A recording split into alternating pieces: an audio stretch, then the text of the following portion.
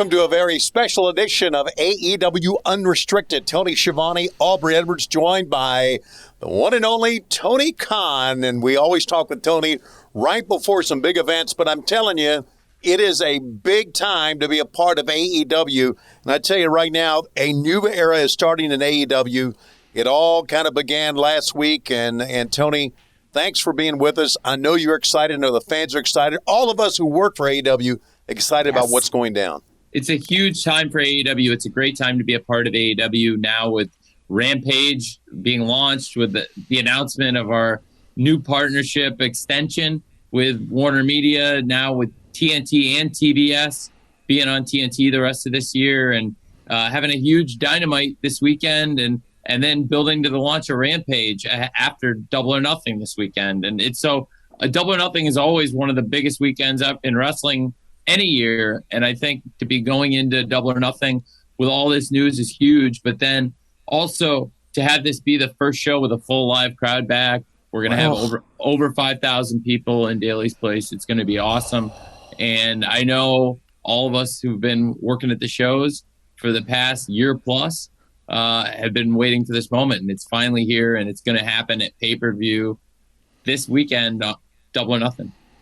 Oh my God. I got goosebumps the moment you said like over 5,000. Like even just Blood and Guts was the biggest crowd we'd had up to date, I think. And like that was insane, just the feeling of being there. So I am so looking forward to Sunday, and I might cry. Like this is a legit thing. It's been a full year, and we had talked about this is a new era of AEW. This is we're basically starting the next chapter, and it's super awesome. And I'm so excited. Oh my God. Yeah, that was like a little under 2,000. This is going to be about 3 times as many people as Blood and Guts. God.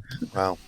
And so with the new show Rampage, and we talked about a new era, I know there's going to be some expansion of the company as well, right? There's going to be a huge expansion of AEW, and I think that's where Double or Nothing comes in. This is our huge signature pay-per-view. We really take our quarterly events seriously, and I want Double or Nothing to be one of the great pay-per-views we've done, and I think the return of crowds is going to help boost this great card. But I also think, we have to start expanding the roster in AEW, and there's going to be great moments, great surprises on the show. And I believe that we're also just bell to bell going to deliver an awesome wrestling pay-per-view for the fans at home on pay-per-view, everyone who orders it on Sunday, and for all 5,000 plus in Daly's Place. I'm really, really jacked up, excited about this pay-per-view, and excited about what we're going to do with AEW this year, because the company's going to change.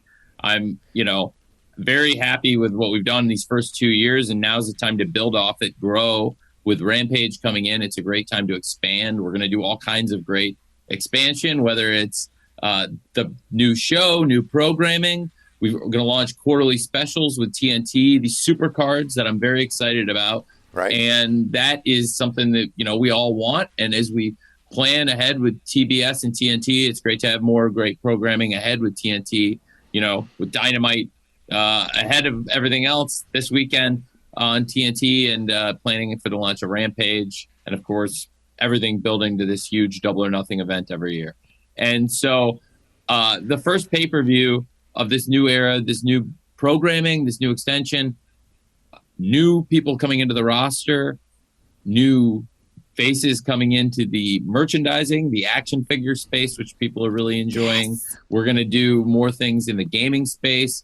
And Aubrey, I know you're very closely involved and working really hard on this, so you probably be the best person to talk about that.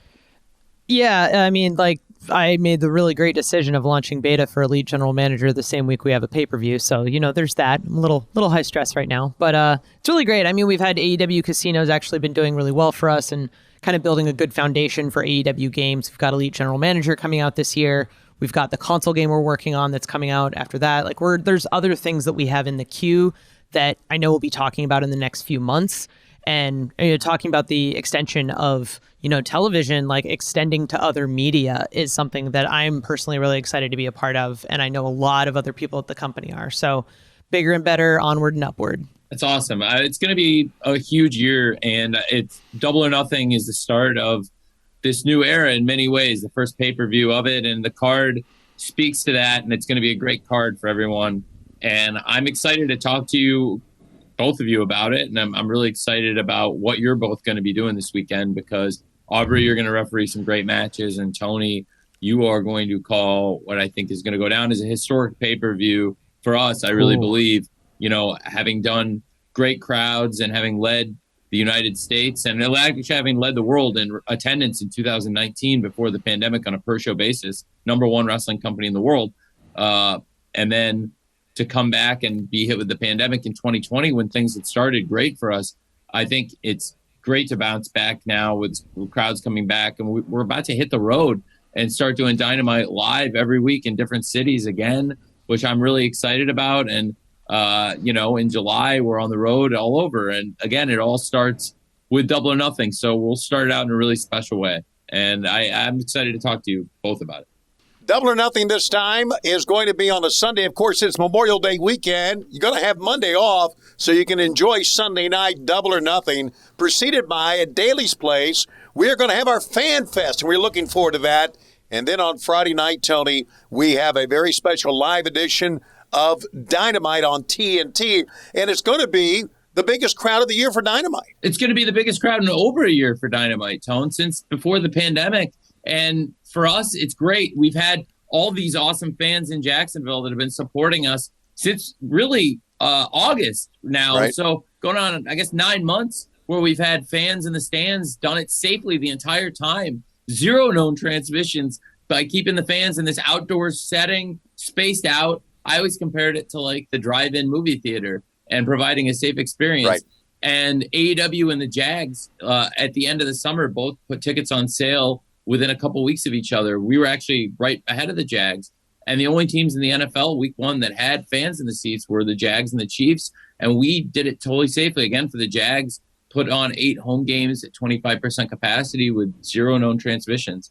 And I'm really proud of that. And, have kept the fans going here. But now with Double or Nothing weekend, we have even more fans rolling into town. So it's going to be a really hot crowd for a special Friday night Dynamite. With the NBA playoffs every year, we know there's going to be some time shifting, and it comes with a unique opportunity to do a really special Double or Nothing weekend with a Friday night episode and this Saturday Fan Fest, and leading into Sunday, one of the biggest pay-per-view cards that we've had.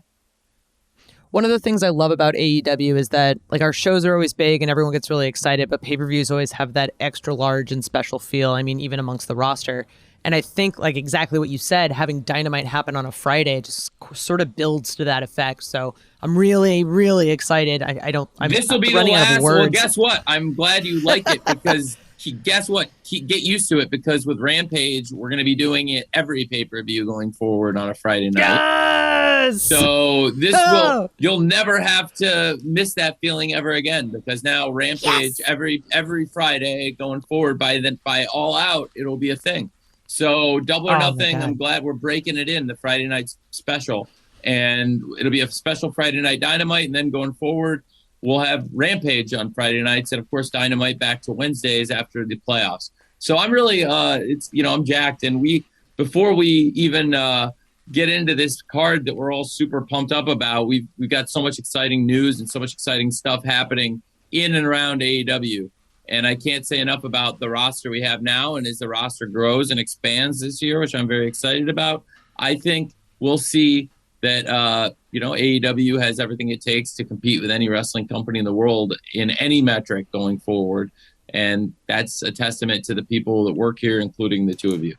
Yeah, well, thank you for that. I was going to lead in with this, and you kind of helped me out there, that as we went into the pandemic, there was a lot of unknowns, and it really took a hell of a team effort to come up with an idea to do this and keep AEW on TNT going, and we did.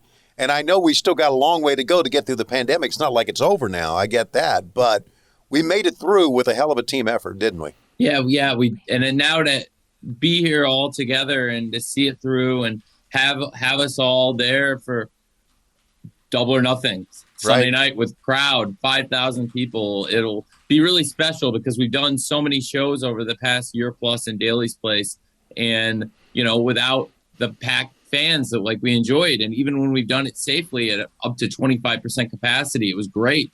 But, nothing can replace a sellout packed crowd. And it's going to be great doing that at Daly's Place, and we'll have that. And then, of course, in July, we hit the road again, and we'll have a lot of sellout crowds. I know from advanced ticket sales, things are really showing that there's a lot of pent-up demand for AEW all over the country. Sure. And a lot of great things are going to happen in and around AEW, and it's all going to start Sunday at Double or Nothing. And we haven't even gotten into this huge card that is so good.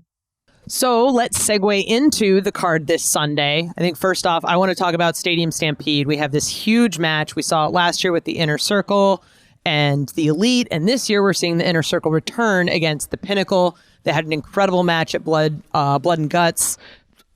What can we expect that's different this year from last year? I think that last year was a really serious rivalry between the Elite and the Inner Circle, and they had a great match, and there were some light moments. And I think you can always have light moments on a pay-per-view. The Stadium Stampede was a classic last year, and it's going to have to be a classic this year to live up to it. So I think that's the similarity. You can expect something really memorable and great, but it's going to be a very different kind of match. It's very different wrestlers. The Pinnacle are very different from the Elite, and the Inner Circle are in a very different place than they were a year ago. So it's going to be a totally different match. And there's hatred last year, but it's a different kind of hatred. And there's been a different dynamic with the Blood and Guts really put, set a precedent that between these teams, all bets are off. And that's going to be something I think we can all look forward to. And the Chris Jericho MJF rivalry has also been going on as long as anything in AEW. And even when, it was really not even on the surface a rivalry. And they were doing things together as a team, making headlines, winning matches, an undefeated tag team, and making headlines off, out of the ring for things they were doing behind the scenes, including the dinner debonair. That's right. So for them to, get a write-up in the New York Times was, I think, really something very special.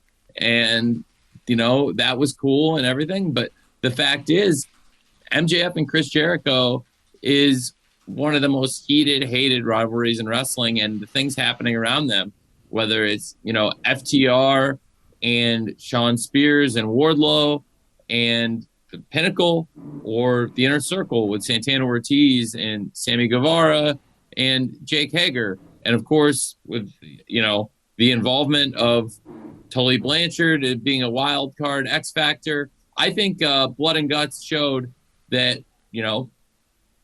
these 10 guys, and whether Tully gets involved or not, that these 10 guys can have a classic match.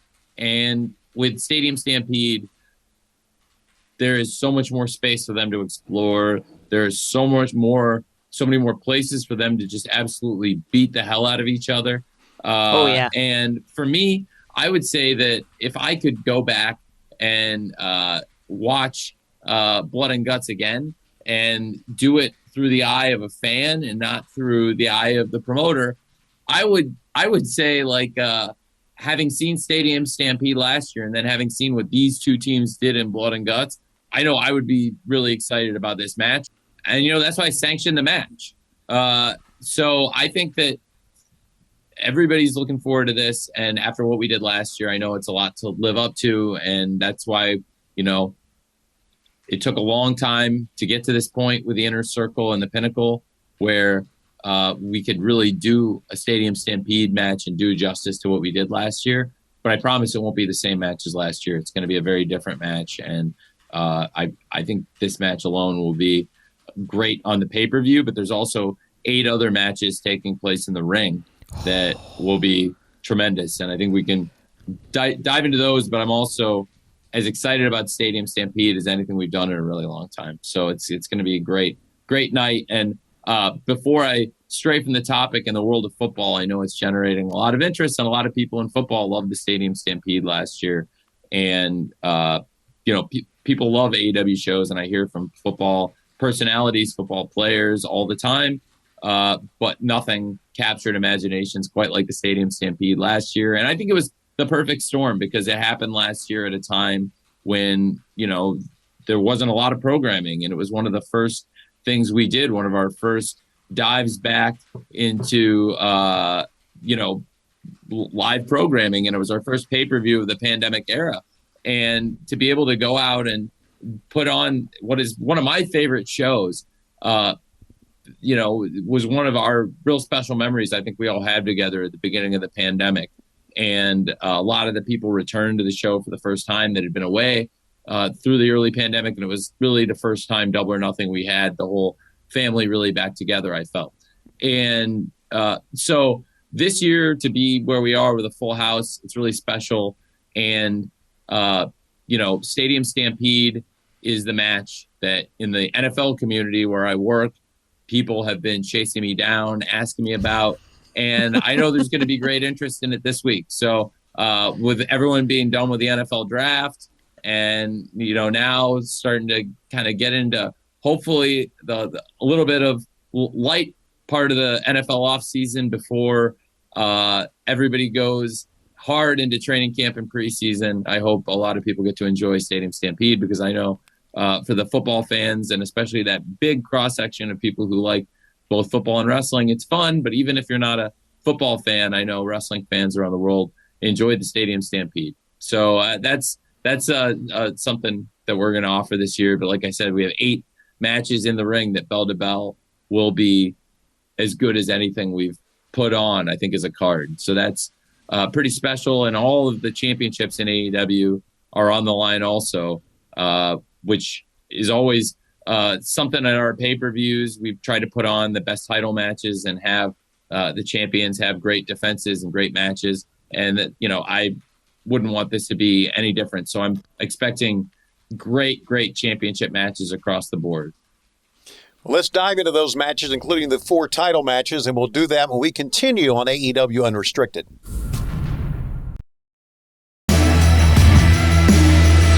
This is AEW Unrestricted. We are talking about Double or Nothing coming up this Sunday. And, of course, Double or Nothing was our first event 2 years ago in a sold-out crowd in Las Vegas. And now 2 years later, Double or Nothing, sold-out crowd coming up at Daly's Place and on pay-per-view. And let's talk about the lineage of the AEW World Championship. Kenny Omega faced Chris Jericho in an AEW Eliminator World Title Eliminator match in the very first Double or Nothing. Since that time, Kenny Omega has reinvented himself. Now, of course, he went on to become a great World Tag Team Champion along with Hangman Adam Page in a great run that they had as World Tag Team Champions. But since that time, he has taken on a brand new manager in Don Callis. And many people would say he has reinvented himself in many different ways, not only as a wrestler, but as a man with a different type attitude. And the Elite has become something different. And we'll be talking about the Young Bucks in just a moment. But Tony, it's a 3-way match, so to speak. It is world champion Kenny Omega, Pac, a man he knows very well, and Orange Cassidy for the world title coming up on Sunday. Well, I think we can talk a lot about this match, but you brought up that Kenny Omega knows Pac very well, and we talk about Orange Cassidy. I mean, now the rivalry between these men is really something fierce. And Pac, is the person who came into AEW hot and beat Kenny Omega right out of the gate at the first ever All Out, our next pay-per-view after this first Double or Nothing. And they've gone on, had a classic rivalry. Again, at our first ever house show several weeks back, the house always wins here in Jacksonville. Great fans, great crowd. Saw the Death Triangle again come out with a win against the Elite. So Pac multiple times has had Kenny Omega's number in big matches. Then you look at Orange Cassidy. Orange Cassidy has this great rivalry with Pac. His first ever match in AEW with Pac at Revolution, which I consider one of our best shows. You mentioned Kenny and Hangman as the champs. You mentioned the Young Bucks. One of the great tag team matches of all time. I don't think it's a stretch to say. And one of the great pay-per-views, I really believe, that I've certainly seen, and I'm very grateful we were all a part of it in Chicago. And that was our last pay-per-view going into the pandemic about 15 months ago. And to come back now with a full crowd for this, Pac and Orange Cassidy back in the ring together, I can't wait. The energy that Pac and Orange Cassidy created, it's going to be the same kind of crowd here in Jacksonville, big pay-per-view sellout crowd like we had in Chicago that night. And Pac and Orange Cassidy, for the first time with that amount of fans in the ring with these stakes, huge. But when you add Kenny Omega and everything you just talked about, Kenny Omega reinventing himself as a wrestler, as a person, as a personality, and as a champion now, having been a great tag team champion with Hangman Page and having been a great champion all around the world, he's the biggest champion in wrestling. He's the AEW champion. He's captured championships in other promotions, and he's carrying around half the gold in wrestling. It's insane. And now with Kenny Omega being this unified champion, but also, frankly, carrying the top belt in the sport, the AEW World Title, the stakes haven't rarely ever been higher on a big match, especially here. And to have this on Double or Nothing, to have Kenny Omega defending against both Pac and Orange Cassidy, it's pretty special. And when you look at the rivalries that they all have, then Kenny Omega has kind of portrayed Orange Cassidy as a joke recently. And then now, it doesn't seem like he wants him in the match at all. He's offered him an out going into Dynamite. If he wants to get out of this match, certainly Orange Cassidy doesn't seem like he wants to get out of the match. The first time Kenny offered him, Orange tore up the waiver. And they've offered him a second waiver, but I don't think anybody believes for a second that Orange Cassidy would sit out this match if he's able. And I understand he is going to be able to do it. So I'm really excited for that big match. And like I said, to have that as a world title match with all the dynamics that exist, we've never done that, to have a big three-way world title match on any show. We've never done a three-way world title match, period. But the dynamics here are that strong. The dynamic with Kenny Omega and Pac, the dynamic with Pac and Orange Cassidy, and now what's taken off between Kenny Omega, the champion, and Orange Cassidy, the number one contender, who earned that spot and still has yet to be beaten this year and has the best record in AEW. So I think it's going to be a great show, and I'm really excited about the world title match on top of all these great title matches that we have. I mean, there's so much to talk about across all the title matches on this show. Speaking of title matches, I want to touch on the fact that one of the things we're doing on Dynamite tomorrow is honoring Shida, who has been the longest reigning champion in all of AEW, and she's had a fantastic run. She's represented the women's division well, and she's facing Britt Baker for the title this Sunday. So Dr. Britt Baker's working her way up the rankings, and she's being her normal Britt Baker self. But it's a match that I'm particularly excited about. What are your thoughts on it, Tony?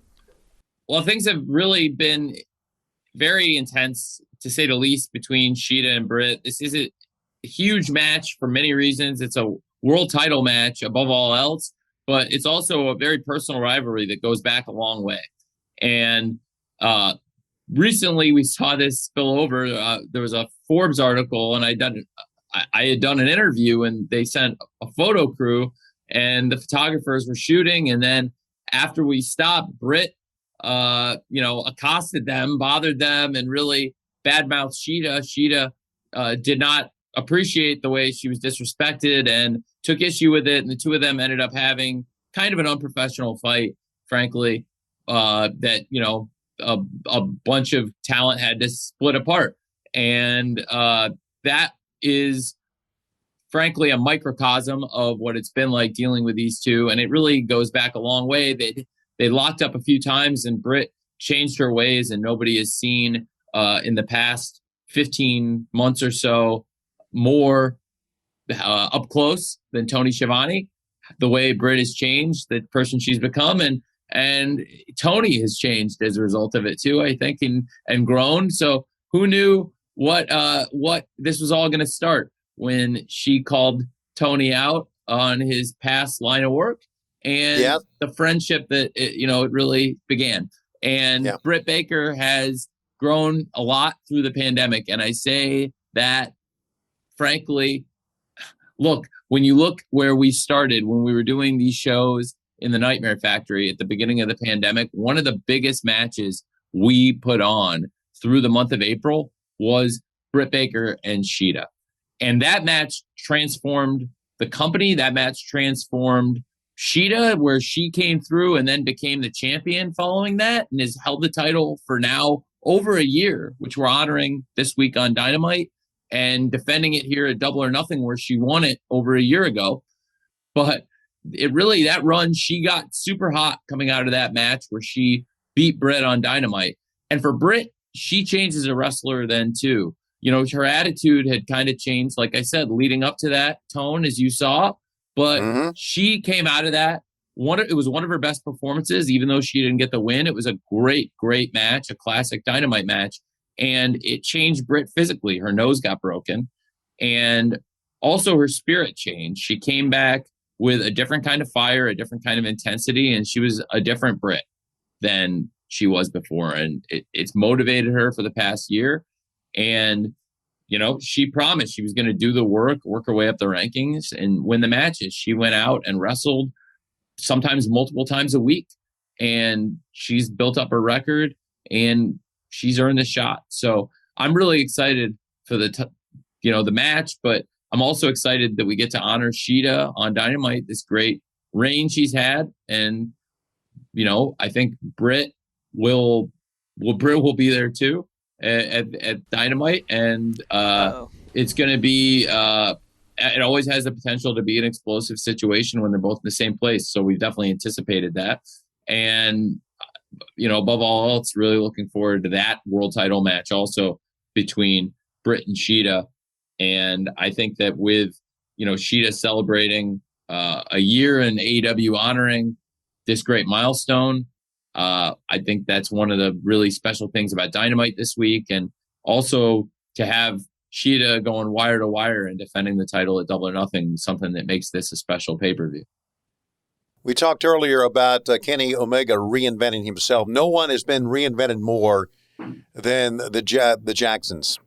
Matt and Nick, the Young Bucks, will defend the World Tag Team Championship against Jon Moxley and his partner Eddie Kingston. Now, let's talk about the Young Bucks first, because I've never seen a change in two guys like I've seen them. I mean, they have taken Don Callis's money and they put it on display. It's actually changed them around. Yeah. Week after week.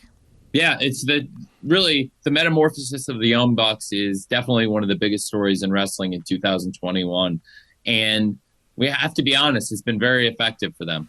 They were great champions before the change in attitude. They've been even better champions since, frankly. And they've been big performers on the show. And even though I don't encourage the stuff they do and don't agree with everything they're doing, they are great champions. And, you know, I can't say enough about how captivating Matt and Nick have been since this turn they've done and since they've joined up with Don and Kenny. The Young Bucks will be facing the team of Eddie Kingston and Jon Moxley. A little bit about Jon Moxley that we need to talk about here, because the very first Double or Nothing 2 years ago, at the end of Double or Nothing, he made his incredible arrival into AEW. And Jon Moxley has been the world champion, maybe the greatest world champion we have seen in AEW. As a matter of fact, he defended a Double or Nothing a year ago, that AEW World Championship, against the great Brody Lee, the late great Brody Lee, in a match that we will never forget. And now he teams with a man that he calls him calls him his brother, Eddie Kingston. They've been on the road together. They have traveled the road together in the independent circuit, and now they're together against a real brother combination. So really, if you think about the dynamics of the two teams, the dynamics of Kingston and Moxley together, it's quite a unique match. This is one of the most exciting matches on the card. Young Bucks matches on pay-per-view have consistently delivered, and Jon Moxley and Eddie Kingston have been, you know, at each other's throats at times. I think they had a great pay-per-view match against each other at Full Gear, one of our great main events we've had. And like you said, they're like brothers. They fight like brothers, and they're going to be fighting a pair of brothers, the best pair of brothers, and the best tag team. It's going to be awesome. And, you know, Jon Moxley is a great tag team wrestler. Eddie Kingston's wrestled all over the world, wrestled in all kinds of matches, a lot of tag matches, but Jon Moxley's one of the most accomplished tag team wrestlers in the world. So I think a lot of people forget that, and it's shown up in their matches. And Moxley and Kingston have worked their way up the rankings. They've won big matches. They came out on Dynamite, and they beat one of the top teams, the Acclaimed. They beat the Good Brothers. They beat Kenny Omega and Michael Nakazawa.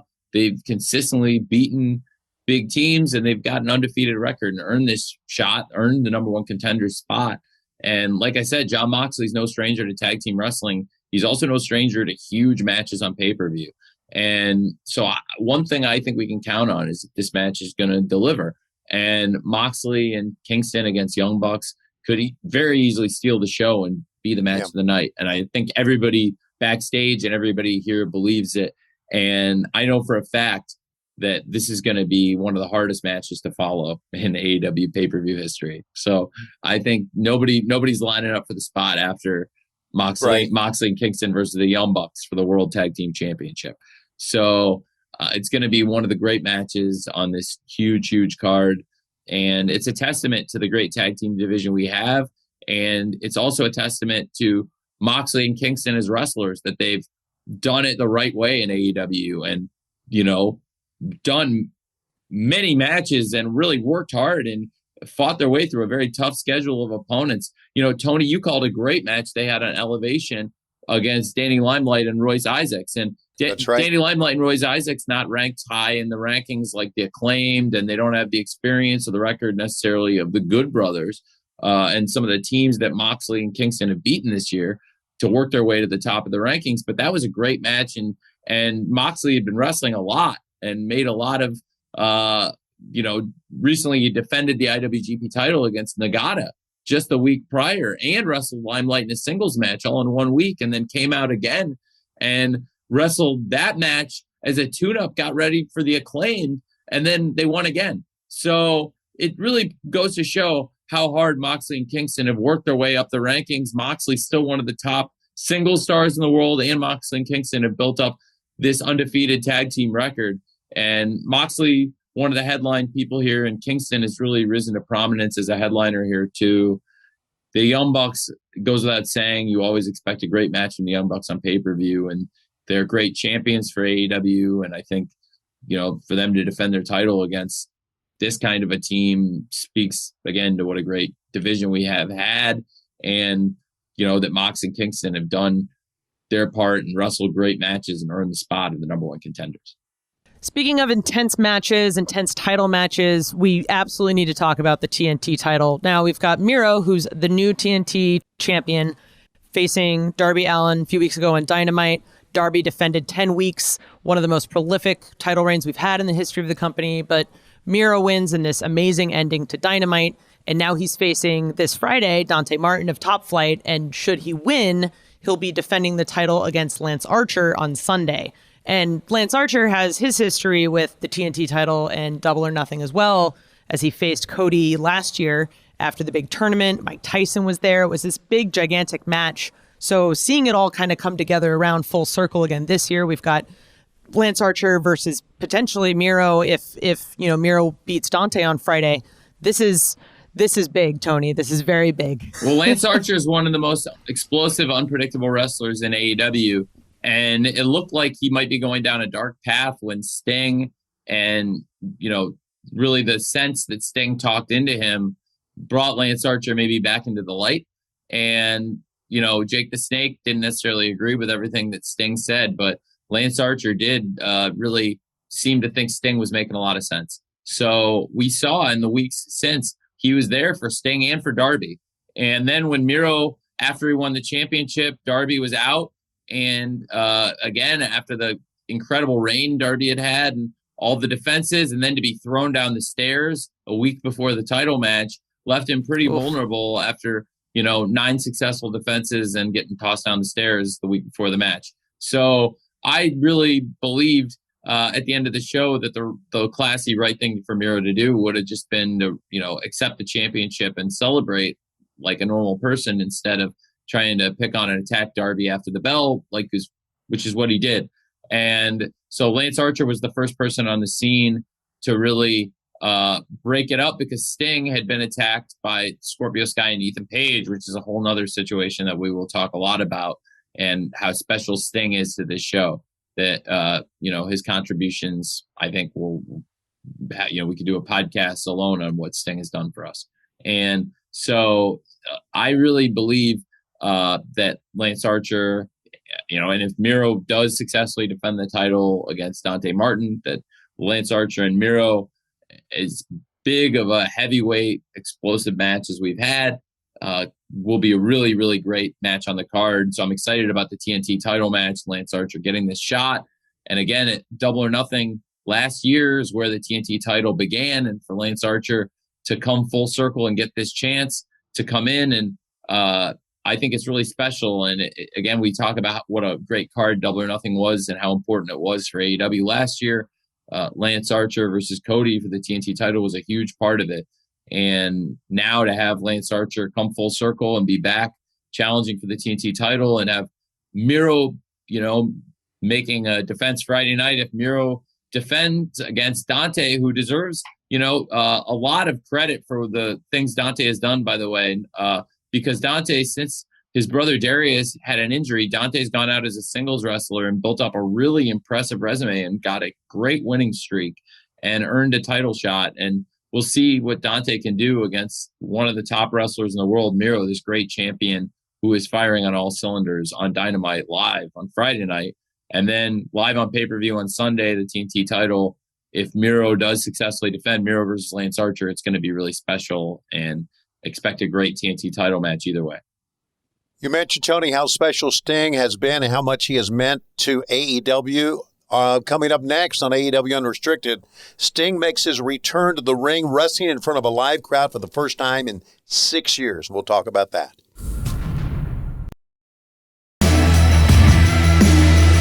This is AEW Unrestricted. Tony and Aubrey talking with TK Bossman. Leading into Double or Nothing weekend, we've got the big pay-per-view Sunday night, live, sold-out crowd, Jacksonville, Florida. Saturday with Fan Fest. Friday with a live Dynamite. It's going to be a packed weekend. We were talking before the break about how Sting is coming back to the ring live for the first time in 6 years, and he's tagging with Darby, someone he's been supporting for months since his debut back at Winter Is Coming. They're facing Ethan Page and Scorpio Sky, who have kind of had it out for them for the last few weeks. So, Tony, what can you tell us about this match? Well, Ethan Page and Scorpio Sky have come into AEW, and they've both been great singles wrestlers, but they've also come in and been really a dominant tag team, and they've been undefeated. And we've seen them go on a great run, and I think they both have to be taken really seriously in this match and just really going forward in general in AEW. So can't say enough about how much we think of Scorpio Sky and Ethan Page, both for the future and for right now. And the stuff they've done and said leading up to this match has been kind of awful. And some of the stuff they said about Sting and done to Sting has been really bad. And probably nothing is worse than when they threw Darby down the stairs and really put him in a very bad position where he had to go out and defend the title. He just defended the title 9 times in a row, right, successfully, and then they threw him down the stairs and he had to go out, and we had no choice contractually but to compel him to go out. And he was one way or the other, he did not need to be compelled. He was going to go out and defend that title. So it was quite a situation to be a part of. But really, Scorpio Sky and Ethan Page have come in and wreaked havoc in AEW. And tomorrow night on Dynamite, they've got their toughest match yet against one of our best teams, the Dark Order, Uno and Stu, Whoa, who have been one of our top teams. And they got to get through a really tough match. And the Dark Order have been a part of this situation also, and have been there, just as Sting and Darby have been there to kind of support them and do the right thing. The Dark Order has done the right thing by Sting and Darby in these situations. And we've seen honor both ways. Darby's given the Dark Order a couple chances when he was the TNT champion at the belt. And so Page and Sky, really top wrestlers, and their opponents. We've got Darby Allin, who has been an amazing TNT champion here. And we've talked a bit already about the run he's been on, but has maybe been the MVP of AEW this year and been a person who stepped up since he won the TNT title. And, whether it was the street fight that Sting and Darby won in their debut at Revolution, or all these great TNT title matches, Darby's just come through for us over and over again in the big matches. And his partner, Sting, making his return to the ring after 6 years out not being in front of live fans, not wrestling in the ring. I think it's so awesome. And Sting and Darby, we've seen what a great team they made in the street fight, but that was in a warehouse, and they haven't been out in a ring in front of live fans, let alone a sold out crowd of over 5,000 people screaming, passionate, cheering for Sting. And I cannot wait. And Tony, you've been there for some of the great Sting matches, and yes, it's very fitting that you'd be there with this crowd and for this. And I just think it's going to be a really electric moment. And I'm excited we all get to be a part of it. And everybody who watches Double or Nothing gets to be a part of it. So it's pretty cool. Yeah, Tony, I can't wait because Sting is my man. Sting has been one of the legendary performers. For me to be able to call his matches back in the 80s through the 90s, and now this year is going to be something. I'm so glad I'm going to be calling it. I've said many times, I've said on this podcast, the best time to be an announcer is not when you're calling matches, when you are a fan. And I'm a fan of Sting's, and I can't wait to call his match, buddy. Yes. Really excited about that. I'm excited that we get to do it, and I can't wait for that. And I think it's as big of an event and as anything in wrestling this year to see Sting back in the ring, and I'm really excited about it. So that is awesome, and there's so much more to the card, and really I can't believe we've gone through all these awesome matches, and it's crazy. There's still so much more great wrestling on this card. Cody Rhodes, Anthony Ogogo. How about that? Now, Cody came out on Dynamite and gave a very impassioned, really from the heart speech about being an American, loving this country, how things have changed through the decades in this country. And he faced Anthony Ogogo. He says he's going to rebrand himself, the American Dream, Cody Rhodes, for this one night. And there's really a lot on the line here in this one matchup. I mean, Anthony Ogogo has been a killer. Oh, the my guy God. has mauled anybody he's been in the ring with. And when Cody got face-to-face with Anthony Ogogo knocked him out with a body punch. Right. And so I think Cody's got to take this really seriously. Cody's never been in the ring with anybody as dangerous as Anthony Ogogo, in my opinion. And Anthony Ogogo is one of the most dangerous people we've ever had in AEW because of his fighting background. He's an Olympic medalist as a boxer, and now as a wrestler. He seems to have found his true calling, and rarely have you seen somebody improve as quickly and come along as quickly as Anthony Ogogo. And really part of the story of this match is this is a problem of Cody's own design, because Cody's the person who brought Anthony Ogogo to me and introduced him to me and gave me his number. And I was in England and we spent time together, and I really thought Anthony was a very plus person, and I thought he'd be a great addition to AEW, and Cody was the one who introduced us.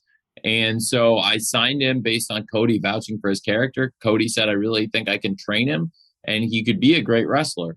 And I think that really blew up in his face now because, I appreciate what he was doing and trying to build a big international star for the future. Anthony Ogogo is a household name in England and has been, as I said, an Olympic medalist, a national hero, and a spokesperson for huge brands. And it made great sense for AEW to sign him. So I really appreciated that. And that was Cody, as an executive vice president, coming to me as the president and saying, I think this is going to be a great addition to the company. So that was a great move as an executive. Was it a great choice as a wrestler? I don't know, because now Cody's student faces his teacher, and it's definitely one of the toughest matches Cody's had, and that's saying something because Cody's wrestled some of the best we have to offer and has had a great record in big matches. But we've seen Anthony Ogogo, nobody's even come close to stopping him, and I think it's going to be a really special match. Cody's one of those wrestlers that no matter how much he gets down, he's got that heart and he just keeps fighting, and he's legit facing a fighter. So this is going to be one of those matches that's very interesting to see. I think we're all very impassioned. It's the country versus country dynamic. It's just, there's a lot on the line here, I just think, from what we're all internally feeling here. So yeah. I'm particularly excited about it. Me too. And QT and Cody were friends. Sure. And QT really took Anthony Ogogo, this student that they trained together, and, kind of poisoned his mind against Cody and really against everything this country stands for and everything that makes America great. So I really think that is going to be an exciting match. And I can't wait to see what Anthony Ogogo has to offer against one of the best in the world, because against some really great wrestlers, Anthony Ogogo has already shown he can more than hold his own and has knockout power that really, beyond talking about somebody's chin, his body punches are deadly. So I think it's going to be a really exciting match there also. And just it speaks to the strength of this card, match after match, just all these huge main event caliber bouts. We've got a lot of big moments and big exciting things coming this weekend, this Sunday, Double or Nothing. But one of the things that stands out to my mind as Double or Nothing is always the Casino Battle Royal, something that we first introduced at the first Double or Nothing 2 years ago. We have multiple wrestlers coming out. We've got the surprise of the Joker. We've got a lot of big names, a lot of exciting names in this match. And what can we expect to see in this one, Tony? I'm glad we have the Casino Battle Royale back at Double or Nothing. It's a special part of the card. Last year, we weren't able to do it because we actually, it was early enough in the pandemic. We probably wasn't really able to bring in enough wrestlers, honestly, to do a good match that what I wanted to be able to do like this year. And when we did finally do the Casino Battle Royale at All Out, it was a great match and had a really thrilling conclusion. And we saw with Lance Archer and Eddie Kingston out there fighting at the end, a great finish. Matt Sydal arrived in AEW and has been an important part of AEW since, and we saw some top stories erupt in the match. Best Friends and Santana Ortiz were tearing each other apart in the match, and then they went out just a couple weeks later and had their parking lot fight. That is an epic fight. So that was last year's Casino Battle Royale. We had to do it all out, but it's an important part of AEW and great to have it now back at Double or Nothing, and I look forward to the women's Casino Battle Royale at All Out, which is going to also be returning. And really excited about that. But the men's Casino Battle Royale, of course, like with every year, comes with a shot at the AEW World Championship. And we've got such a field with the participants announced, and always there are great moments, and usually comes with some kind of a fun surprise in this match as well. And I do have some fun things planned for this pay-per-view in general and for this match. And so I think it's going to be really great match. When you look who's in it, at the Casino Tag Team Royale, the best performance of the match might have come from somebody who didn't technically win, but was a winner in the books of the fans, is Jungle Boy, who was out there with Pac and Phoenix. He took out a lot of people and went wire to wire, and then was in a handicap situation and actually eliminated Pac, of all people, arguably the best in-ring wrestler in all of AEW and one of the top contenders for the world title, challenging in one of our main event big world title matches. And now Jungle Boy is here and in another Casino Battle Royale situation. So I think that, is very exciting. We've seen Penta El Zero Miedo has been as one of the best bell-to-bell wrestlers in AEW and also has a very impressive record and would be a great challenger to the title. We've seen Christian Cage come into AEW. And oh my God, yes. So far, said he was going to outwork everyone. And in his 3 matches so far, has lived up to the billing.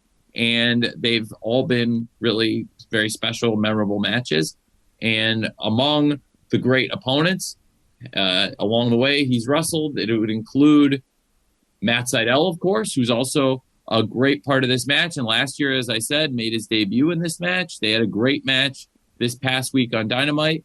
And Matt Sydal, since he came in, last year's Casino Battle Royals had a lot of great matches. Another really excellent person in this match. But we've seen Christian and Will Hobbs start a rivalry, have a really memorable match.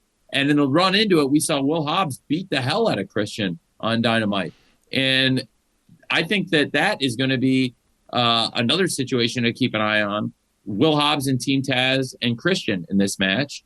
And Christian Cage and Team Taz, Taz has no love lost with Christian either. So I'll be watching for that. Big Money Matt Hardy is in this match. Oh.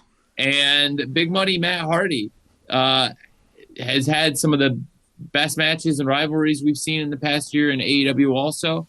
We saw Big Money Matt with the only title shot he's ever had have a classic main event on one of our biggest Dynamites of all time against Darby Allin. Very special, memorable part of Darby's great historic title run as the TNT champion.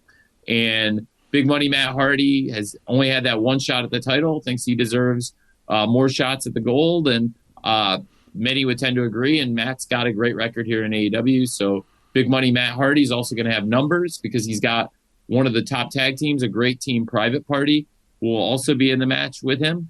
And, when there's so many great wrestlers, and when you look at the great factions and groups in AEW, Private Party and Matt Hardy have had a lot of issues with the Dark Order, who will be very well represented in this match by 10, who, again, speaking of Darby Allin, this historic run, had one of the great matches on this run.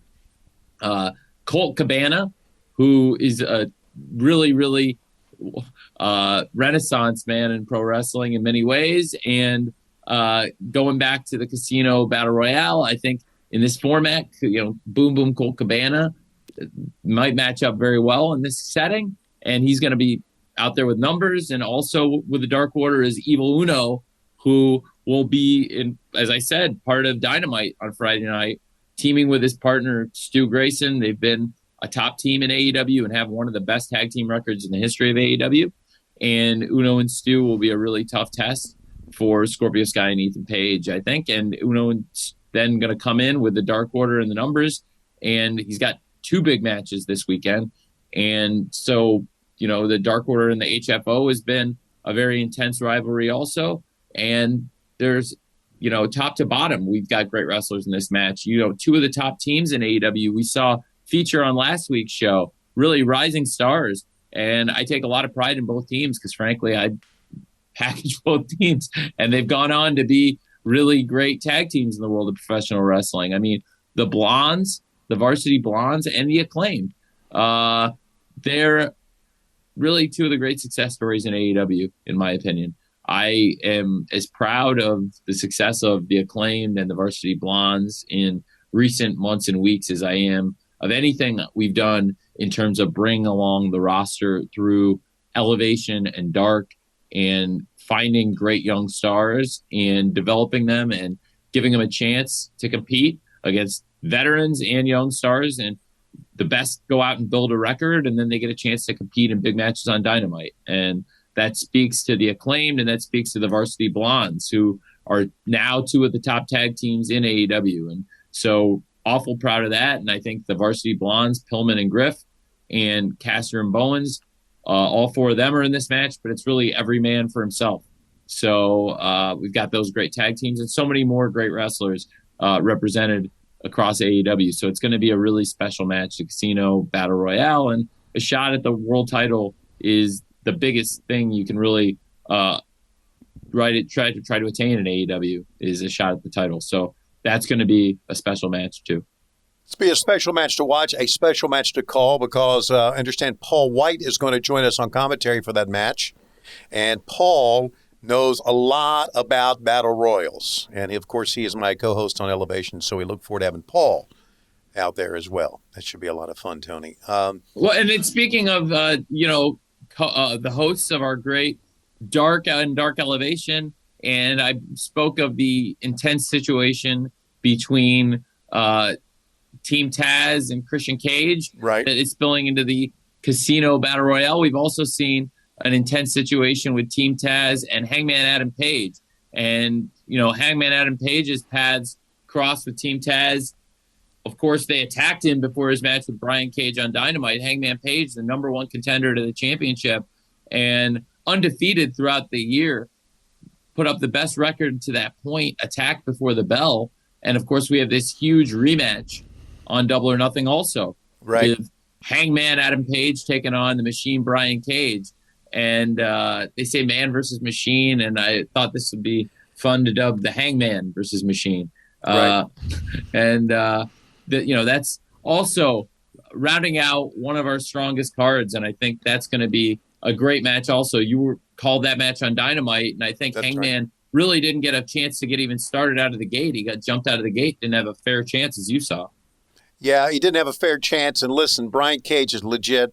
I get it, and I know he's part of Team Taz, but, man, if there's anybody, and I know we talked about Miro being kind of unstoppable, if anybody also can be considered unstoppable, it's Brian Cage when it gets going, because he's amazing. Well, speaking of Double or Nothing, I think it's relevant to bring up that 1 year ago at Double or Nothing, Brian Cage made his debut in AEW also. That's and right. Brian Cage is a huge, huge part of AEW now. And, 1 year into being here, he's put up one of the best records in AEW. And then Brian Cage, whether you like how it happened or the circumstances that took place before the match, Brian Cage went out and beat Hangman Page bell to bell, clean, with a drill claw.